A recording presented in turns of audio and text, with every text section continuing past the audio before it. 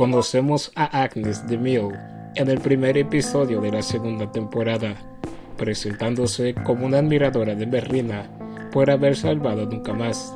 No obstante, su fanatismo la conduce a desarrollar una obsesión hacia ella, revelada en los minutos finales del segundo episodio, al confesar ser su acosador. En dicho momento, Merlina sospecha, dada la complejidad de los acertijos, no podría haberlo hecho sola.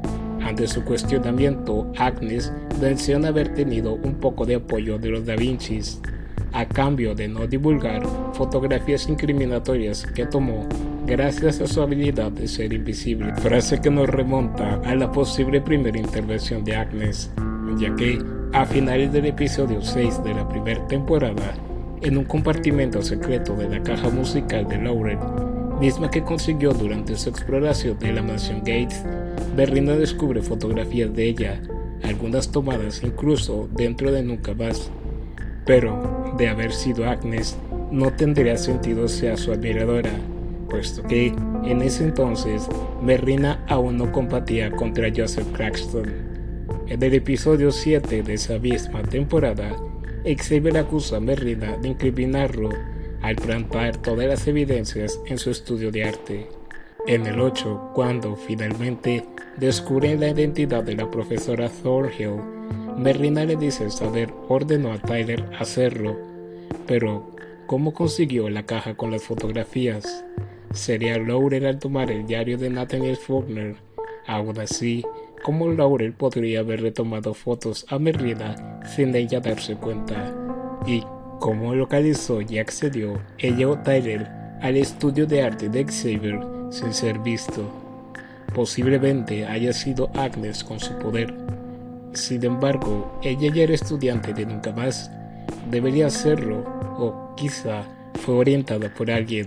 Indiscutiblemente, Agnes presenció el momento en que Xavier le regaló un celular a Merlina, pues a partir de entonces comenzó a mandarle el mismo mensaje: te estoy observando, dando a entender también tomó las fotografías ocultas en la caja musical. En el episodio 2 de la segunda temporada, antes de revelarle su identidad a Merlina, Agnes se comunica con ella mediante el celular del recién fallecido Donovan Galpin.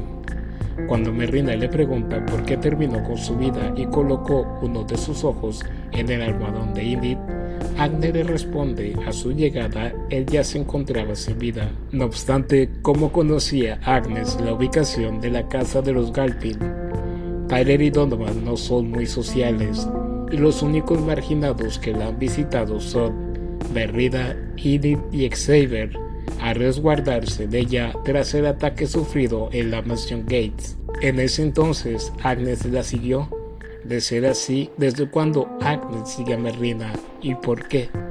Podríamos considerar a Agnes siguió a Merlina e ingresó junto a ella a la casa en ese instante en que Donovan yacía sin vida, pero Merlina se dirigió a bordo del auto de su familia y, al estar cerca del cuerpo, como Agnes tomó su celular. Todo indica Agnes llegó antes de Merlina. Sin embargo, ¿cuál era su propósito? ¿Cómo conocía su ubicación? ¿Sabía que Galpin perdería la vida? ¿Para qué tomó su celular? ¿Es acaso eliminó información?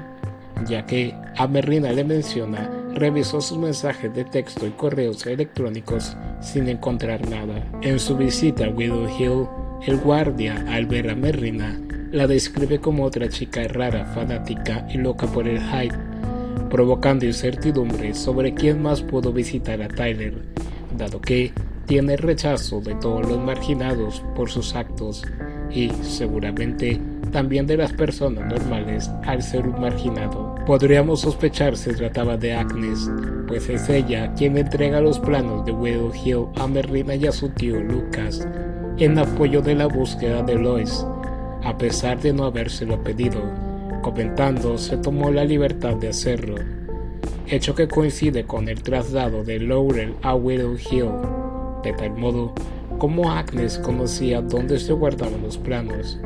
Investigaba con frecuencia el hospital. De ser así, ¿por qué? ¿Cuál es su relación con Tyler? Además de Lucas, Tyler es el único en descubrir la presencia de Agnes. En la primera ocasión, en la cajuela del auto, posiblemente la encubrió para traer a Merrin al laboratorio.